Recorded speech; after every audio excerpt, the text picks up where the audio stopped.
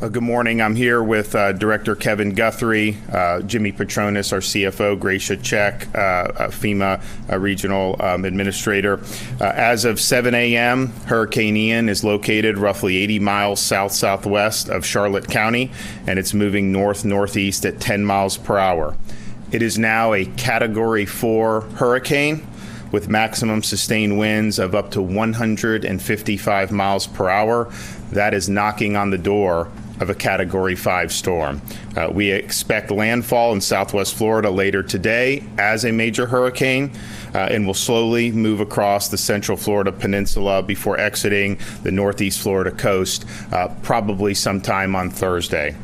Much of southern Florida is already experiencing impacts from the storm as it moves closer to landfall. There have been several tornado warnings issued during the overnight hours, and we expect to see that continue today.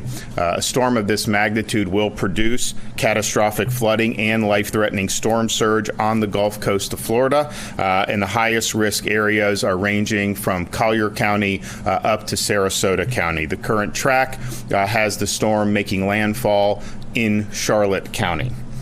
If you are in any of those counties, it's no longer possible to safely evacuate. It's time to hunker down and prepare for this storm. This is a powerful storm that should be treated like you would treat if a tornado was approaching your home. If you're out on the roads, get to a safe place as soon as possible. There's more than 200 shelters open in just the southwest Florida region alone. We're already seeing bridge closures. The Skyway Bridge is closed now, going from Manatee to Pinellas counties. There's 40,000 power outages reported, but outside of southwest Florida, crews are responding to those power outages.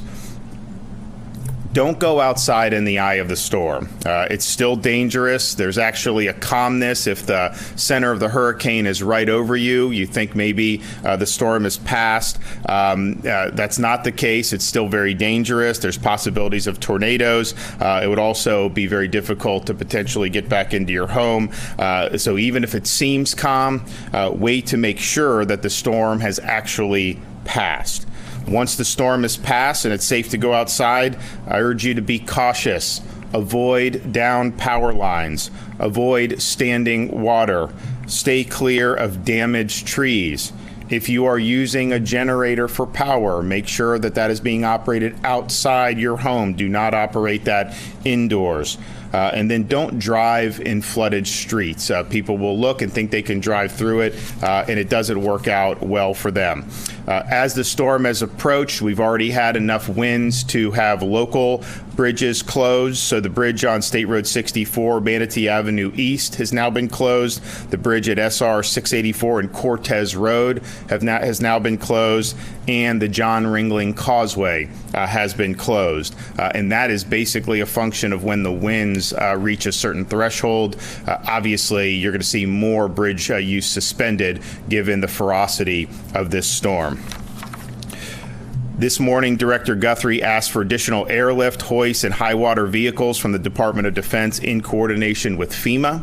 The Department of Transportation also has 1,200 personnel on standby to perform cut and toss operations. We're bringing in supplies by plane, boat, and by high water vehicle. All the airports in Southwest Florida have leave-behind teams in place so that they will be able to get the runways in good shape once the storm has passed. We have 5,000 Florida Guardsmen activated, 2,000 from neighboring states. We have air assets, urban search and rescue teams stationed now in Miami that will be able to respond over to Southwest Florida. Florida Fish and Wildlife, both vehicle assets, water assets, and air assets.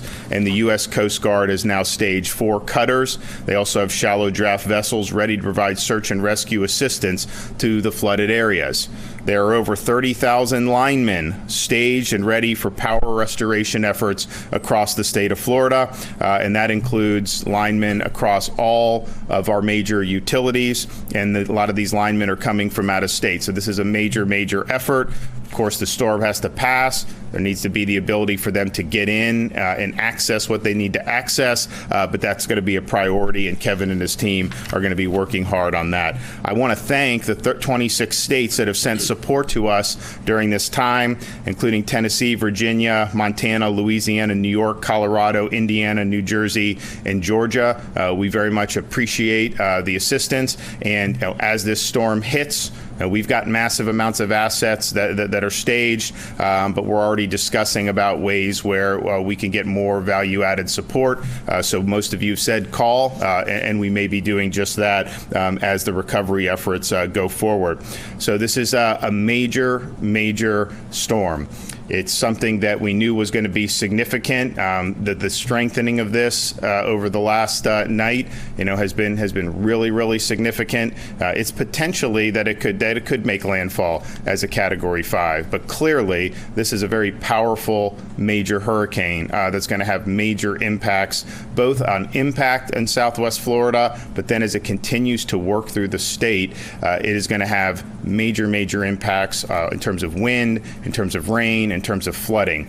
So this is going to be a nasty, nasty day, 2 days. Probably we think now it will be exiting the peninsula sometime on Thursday. Yesterday, based on how fast it was moving, thought maybe it would be till the wee hours of Friday morning. So this is going to be a rough stretch. We're here to respond to the areas that are affected once the storm is passed. Local emergency responders are standing by, ready to go. I think most people heeded the warnings of doing the evacuations in those very sensitive locations, but not everyone may have done that. And so we understand that a storm of this magnitude, there's going to be a need, to begin those rescue efforts apace. Kevin Guthrie is here for an update from Florida DEM.